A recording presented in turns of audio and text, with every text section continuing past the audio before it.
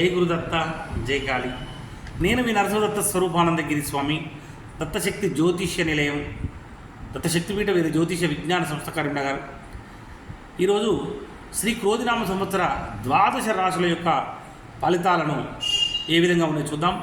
ముఖ్యంగా 108 పాదములు, 27 నక్షత్రములు, ప్రతి నక్షత్రానికి 4 పాదములు కలిగి 108 పాదములతో 12 రాశులు ఏర్పడ్డప్పుడు ఒక రాశికి 9 పాదములు ఉంటవి, 9 అక్షరములు. మరి ఈ యొక్క రాశులు జన్మ నక్షత్రముతో చూసుకున్నప్పుడు పూర్తి ఫలితము, నామనక్షత్రంతో చూసుకున్నప్పుడు సగం ఫలితం ఇస్తుందని శాస్త్రవచనం. మరి ఇక్కడ ఈ యొక్క సంవత్సరము ఏ విధమైనటువంటి రాజపూజ్యత, అవమానము, ఆదాయము, వ్యయము ఉన్నాయో తెలుసుకుందాం. దాంతోపాటు ఇక్కడ మనం గమనించవలసిన ముఖ్య విషయం ఏంటంటే, ఏ ఫలితం ఏమైనా ఇష్టదేవత, కులదేవత, ఇంటి దేవత అనేటువంటిది దేవదేవుడైనటువంటి దత్తాత్రేయుడు గురు పరంపర సాంప్రదాయంలో శక్తివంతమైనటువంటి దశమహావిద్యలు, శ్రీ కాళీమాత, ఇలాంటి సాధనలు చేయడం వలన కూడా ఎంతటి తీవ్రమైన సమస్య అయినా పరిష్కారం జరుగుతుంది అనే విశ్వాసం పెట్టుకోవాలి. ఆ భగవంతుడైనటువంటి దత్తాత్రేయుడు, శ్రీకాళీమాత అనుగ్రహం అందరికి కలగాలని ప్రార్థిస్తూ, శ్రీకాళి మహాకాళి కాళికే పరమేశ్వరి సర్వానందకరే దేవి నారాయణ నమస్తుతే. దత్తాత్రేయాయ నమో నమః. ఇక్కడ మేషరాశిలో ఉండేటువంటి అక్షరాలు చూచే చోల, లీలు లేలో, ఆ అనేటువంటి 9 అక్షరములతో ఏర్పడేటువంటిది మేషరాశి. ఈ మేషరాశి వారికి ఈ సంవత్సరం 8 వాళ్ళ ఆదాయము, 14 వాళ్ళ ఖర్చు ఉన్నది. అంటే ఇక్కడ మనకు కావాల్సింది ఏంటంటే, ఖర్చు అనేటువంటిది 14 ఉన్నప్పటికీ ఈ సంవత్సరం గురువు యొక్క దృష్టి అనేటువంటిది 2వ ఇంట్లో ఉండడం వలన, గురువు 2వ ఇంట్లో ఉండడం వలన, చాలా శక్తివంతమైన ధనస్థానం ఉండడం వలన చాలా మంచి యోగాలు ఉన్నవి.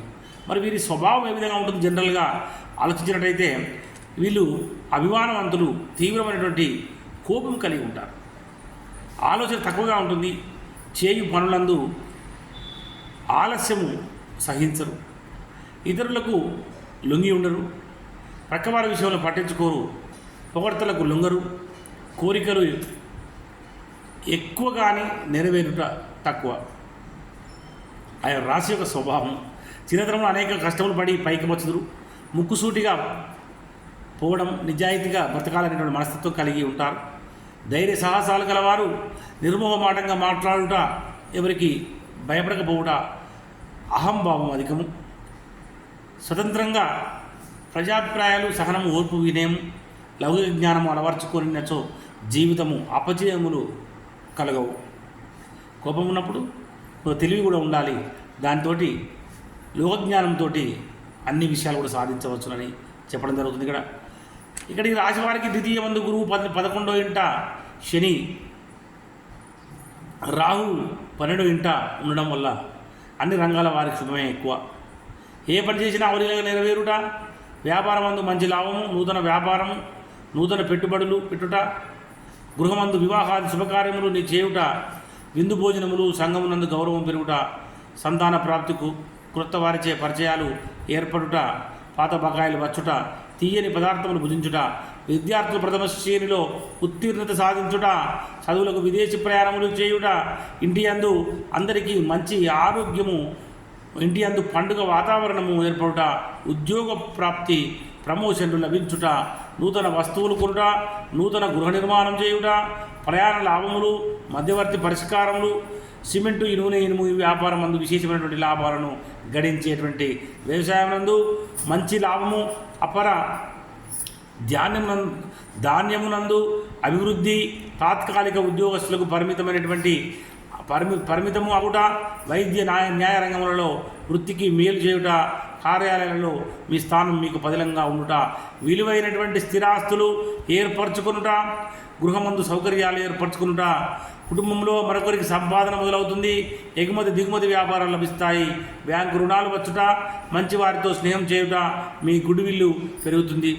అందరినీ కలుపుకొని సమిష్టి ప్రయోజనాల కోసం మీరు చేసేటువంటి ప్రయత్నాలు ఫలిస్తాయి, మిత్రుల సహకారం లభిస్తుంది, మీ యొక్క అవసరాలకు ధనం ఏదో రూపకంగా వస్తుంది, పెద్దల ఆరోగ్యము గురించి శ్రద్ధ వహించుట, కుటుంబంలో తీర్థయాత్రలు, విదేశీ ప్రయాణములు చేయుట, వినోద కార్యక్రమములు చేయుట, ఇతరులకు సహాయం చేయుట, సందర్భానికి తగిన నిర్ణయాలు తీసుకునుట, ఆపదలు రాకుండా జాగ్రత్త పడుట, శ్రమకు మించినటువంటి మంచి ఫలితము ఉండుట, ఇంతకుముందు నిలిచినటువంటి పనులు మళ్ళీ ప్రారంభమగుట, అన్నదమ్ములతో అక్క చెల్లెలతో కూడి ఉండుట, దాన ధర్మము చేయుట, చేయి వృత్తుల యందు చురుకుదనము,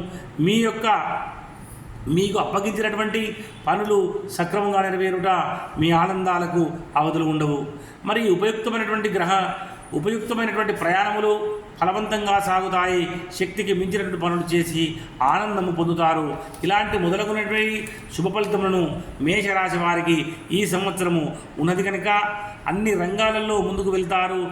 ఒక నిత్యము దైవారాధనతోటి ఇంకా ఎన్నో రకమైనటువంటి ఆ భగవంతుని యొక్క అనుగ్రహం వలన చేయబోయేటువంటి కార్యక్రమాలన్నీ కూడా అష్టైశ్వర్యములు కలగాలని చెప్పి ఆ దేవదేవి నుండి కాళీమాతను ప్రార్థిస్తూ జయ గురుదత్త, జై కాళీ.